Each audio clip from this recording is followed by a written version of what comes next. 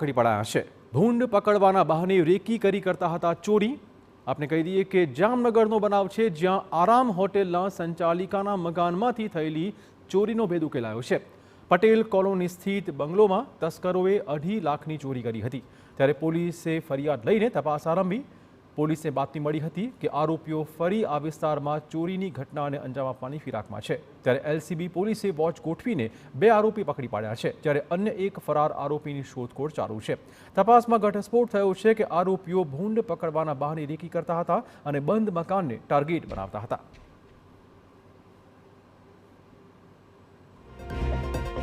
બંને ચીખલીકર જે છે એમનું આમાં સંડોવણી હોય અને તેમની ફરીથી જામનગરમાં આવવાની પેરવી હોય તો આ બાબતે એલસીબી દ્વારા તેના પર વોચ રાખી અને તેમને બંનેને પકડી પાડવામાં આવેલા છે અને તેમની પાસેથી જે કબજે કરવામાં આવેલો મુદ્દામાલ છે, સોનાના દાગીના 16 ગ્રામ, ચાંદીના દાગીના, રોકડ અને મોબાઈલ ફોન ટોટલ 2,25,000નો મુદ્દામાલ એમની પાસે કબજે કરવામાં આવેલો છે અને આગળની કાર્યવાહી ચાલુ છે।